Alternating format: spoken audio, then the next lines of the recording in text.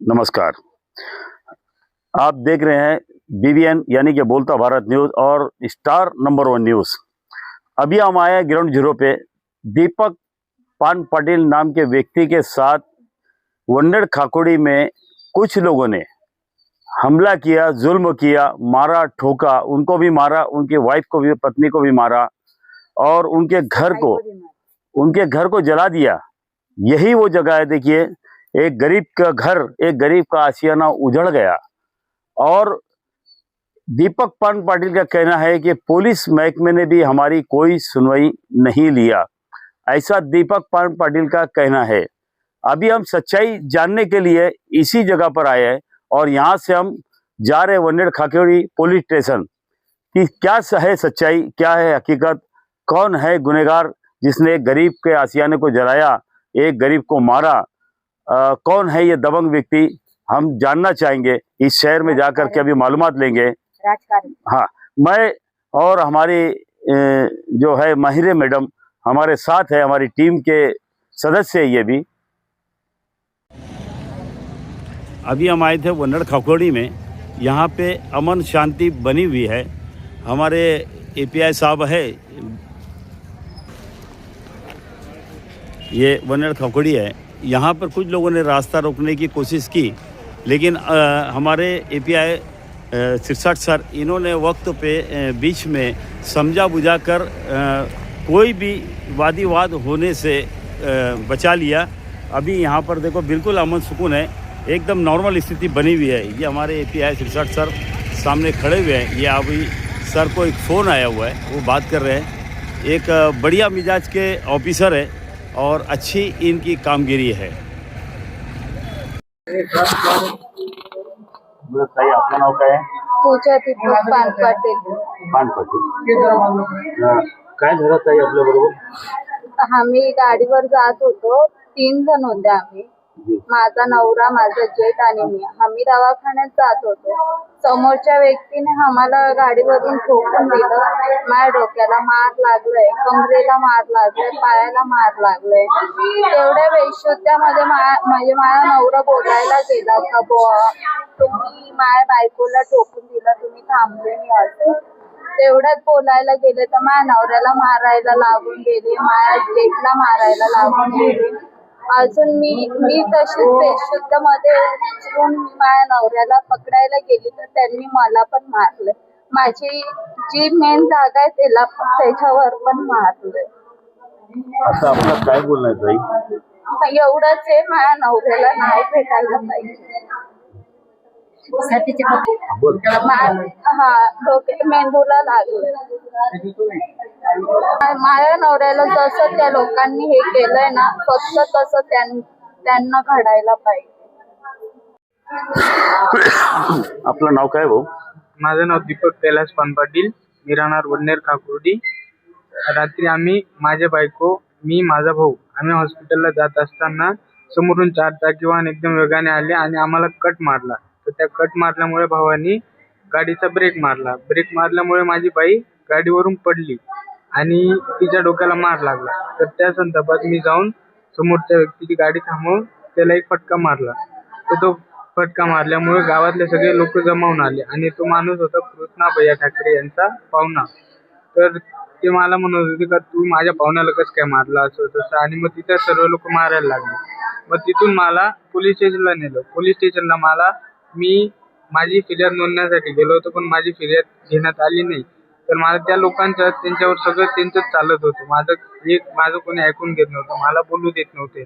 तर मला त्यांनी दुसऱ्या रूममध्ये नेलं, तिथं बी मारहाण केली. त्या गावातल्या लोकांनी पण मला पोलिसांसमोर मारलं आणि मग तिथून मला काढून नेऊन गावात नेलं शिवाजी पुतळ्याजवळ आणि तिथं माझं मुंडन, दाढी मूठ सर्व काढून टाकलं.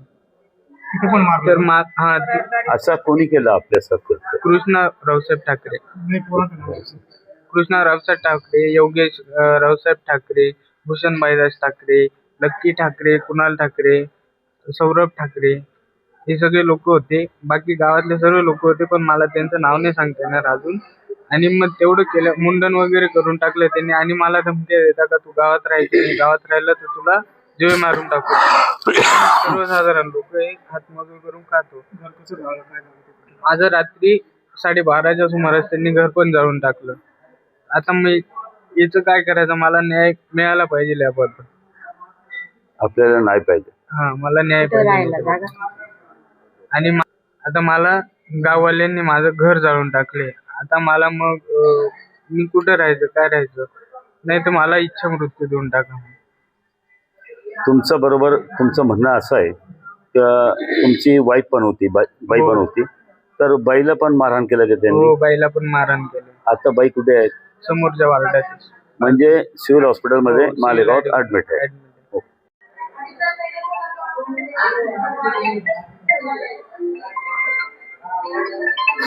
सर, आपलं नाव काय और आपण कुठले आहेत? मी संजीवन पोपटवाघ, मास संघटना कार्याध्यक्ष तथा दलित महासंघ.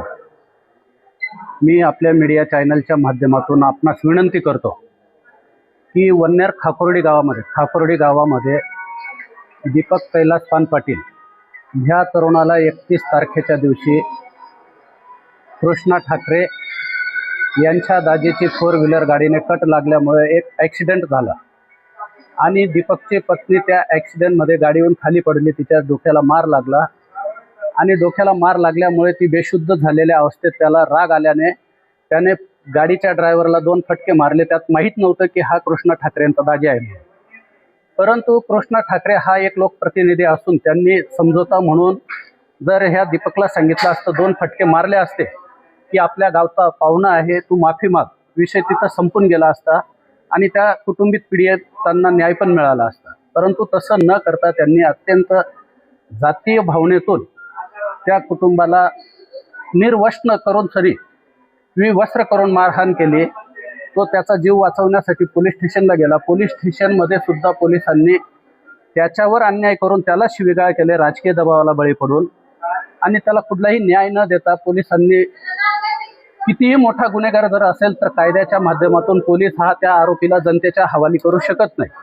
आरोपीचं संरक्षण करते, परंतु पोलिसांनी संरक्षण न करता आरोपीला त्या लोकांच्या ताब्यात दिलं आणि पोलिसांच्या समोर त्यांनी मारहाण करून त्याचं मुंडन केलं, त्याची धिंड काढली. म्हणजे हा पुरोगामी महाराष्ट्राला लागलेला एक काळिमा आहे, माणुसकीला काळिमा लागलेला आहे.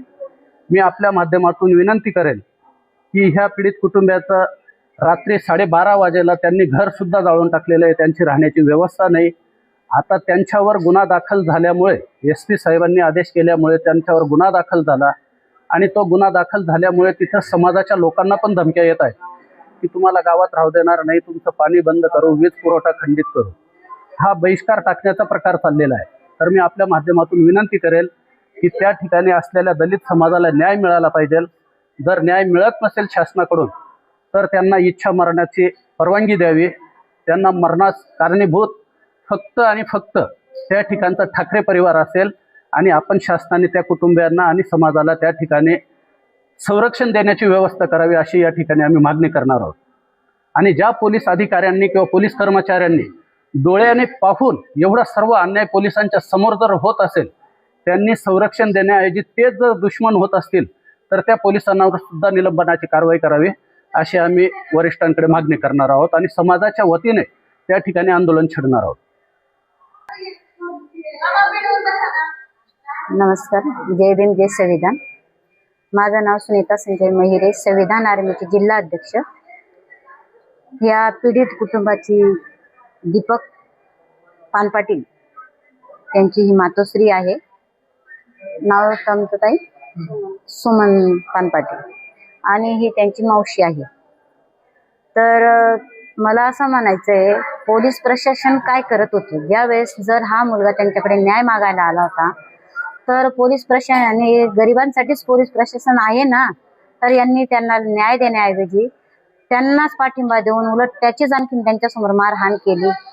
तर याच्यावरून कसं आहे, सगळ्यांचाच विश्वास उठेल. प्रशासनावरून तर विश्वास उठलाच आहे, कारण हा डोंगराच्या केस प्रकरणापासून मी बघत आलेली आहे, पोलीस गुंडेगिरीलाच पाठिंबा देते.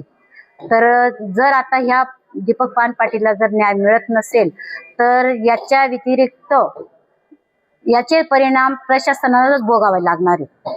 कारण मी ते बोलू शकत नाही, कारण माझं बोलणं आणि करणं हे वेगळं आहे. मी ज्यावेळेस बोलते तर त्याच्यावर स्तंभ म्हणून उभी असते, जर या मुलाला घर जाळलं, त्यांना राहण्याची गैरसोय झाली, त्यांना जीवे मारण्यातच आलं, आत्महत्या तर करूनच टाकलंय, मुलगी बायको तिकडे पडली आहे, मुलगा इकडे पडलेला आहे, त्या आईने काय करायचं? त्या आईच्या हातात गळ्यात हात घालून जर त्या मुलाची धिंडकडे ती आई तर अर्धीच मेली, तर अशा गावाला मी बहिष्कार घालते. अशा ज्या गावात मेन पुढारी जर अशी वागणूक करत असतील, लोकांना काय म्हणायचं आणि आपल्या समाजाला काय म्हणायचं, जातीयताचं प्रकरण जर तिथे चालत असेल तर अशा गावांनाच मी पूर्ण पुढाऱ्यांना, भले ते डायरेक्ट धमकी देतात की आमचा मुंबईपर्यंत हात आहे, तो मुंबई असो का दिल्ली असो, सुप्रीम कोर्ट जरी असेल तरी मी त्यांना बहिष्कार टाकते. आणि महिलातर्फे, संविधान आर्मी तर्फे माझा हा बहिष्कार पूर्ण महाराष्ट्रात पेटणार आहे. जर त्यांना पीडितांना न्याय नाही मिळाला तर याचे भोग पूर्ण प्रशासन जबाबदार असतील.